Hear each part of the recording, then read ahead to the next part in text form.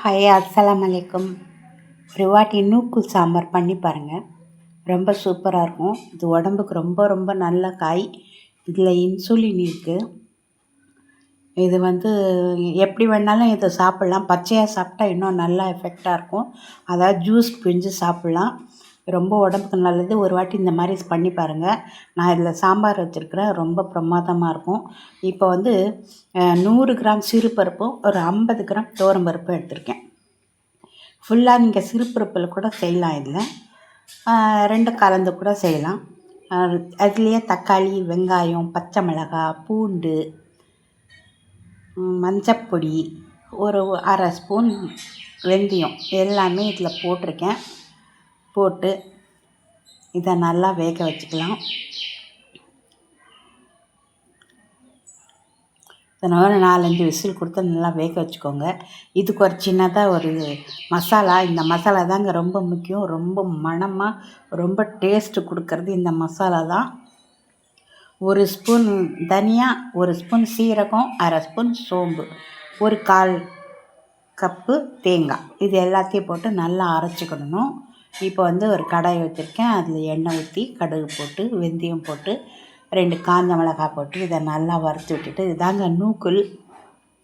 உங்களுக்கு எல்லாருக்கும் தெரியும். ஆனால் இதை நிறைய யாருமே யூஸ் பண்ணுறதில்ல. இதில் சாம்பார், பொரியல், கூட்டு, சிக்கன், மட்டன் எல்லாத்துலேயும் போட்டு செய்யலாம். ரொம்ப நல்லாயிருக்கும். ரொம்ப டேஸ்டான ஒரு காய். அதை விட ரொம்ப ஹெல்த்தியான ஒரு காய்.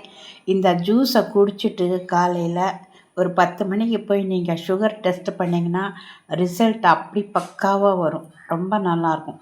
இதோட 1 ஸ்பூன் மிளகாப்பொடி, 1 ஸ்பூன் தனியாப்பொடி, கொஞ்சமாக காஷ்மீரி மிளகாப்பொடி போட்டுக்கோங்க. உங்களுக்கு இஷ்டமானா நீங்கள் சாம்பார் பவுடரும் போட்டுக்கோங்க. நான் சாம்பார் பவுடர் போடலை. வெறும் மிளகாய் தனியாக தான் போட்டிருக்கேன். அந்த மசாலா போட போகிறேன், அவ்வளோதான். உங்களுக்கு சாம்பார் பவுடர் பிடிக்கும்னா நீங்கள் சாம்பார் பவுடர் போட்டுக்கலாம். இப்போ கூடுமான வரை தண்ணி ஊற்றிலாம், உப்பு சேர்த்துக்கலாம். இதை நல்லா வேக வைக்கலாம். இப்போ அதுக்குள்ளே பாருங்கள், இந்த பருப்பு கூட நல்லா வெந்திருக்கு. இதை அப்படியே இந்த கரண்டிலேயே போட்டு இதை நல்லா மேஷ் பண்ணிக்கலாம். ரொம்ப மேஷ் பண்ண வேண்டாம். கொஞ்சம் பருப்பெல்லாம் தெரிஞ்ச மாதிரி மேஷ் பண்ணிக்கோங்க, அவ்வளோதான் போகும். இதுலேயே ஒரு சின்ன கோலி குண்டு அளவுக்கு புளி கரைச்சி வச்சுருக்கிறேன். அந்த புளியை கரைச்சி இதில் ஊற்றிக்கலாம். இந்த மாதிரி வேக வச்ச சாம்பாரில், வேக வச்ச பருப்பில் புளி ஊற்றி நீங்கள் கரைச்சி ஒரு தாட்டி செஞ்சு பாருங்கள். சாம்பார் அவ்வளோ சுவையாக இருக்கும், அவ்வளோ மணமாக இருக்கும். இது ஒரு டிப்ஸு தான். இப்போ பாருங்கள், இந்த காய் நல்லா வேகுது. நல்லா இப்போ வெந்துருச்சு. இப்போ நம்ம இதில் அரைச்சி வச்சுருக்குறோம் இல்லையா, அந்த மசாலாவை இதில் சேர்க்க போகிறோம். இந்த மசாலா சேர்த்த உடனே ஒரு பிரமாதமான ஒரு வாசனை வரும்.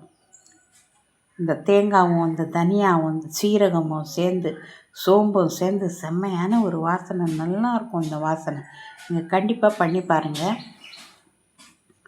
இப்போ அதோடைய கொஞ்சம் தண்ணி ஊற்றிக்கிட்டோம். இப்போ இது ஒரு நல்லா கொதி வரட்டும். அதுக்கப்புறம் நம்ம வேக வச்ச பருப்பு சேர்த்துக்கலாம்.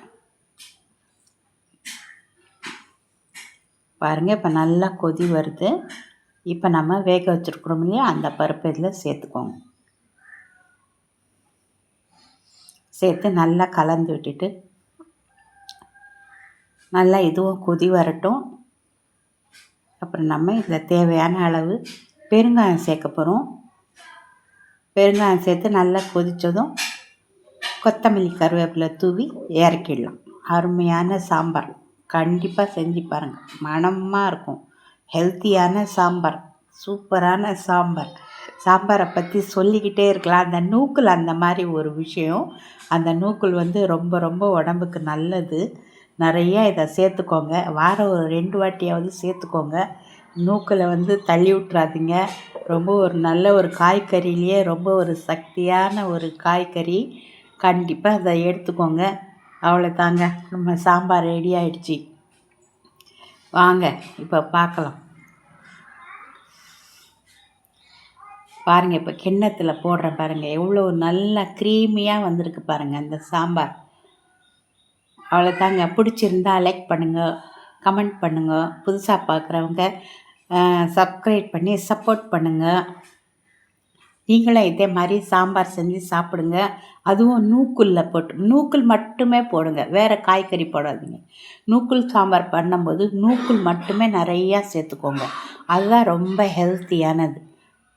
நூக்கல் சாம்பார் செஞ்சு சாப்பிட்டு அப்புறம் உங்களுக்கு பிடிச்சிருந்தா எனக்கு கமெண்ட் பண்ணுங்கள். நன்றி, வணக்கம், அஸ்ஸலாமு அலைக்கும்.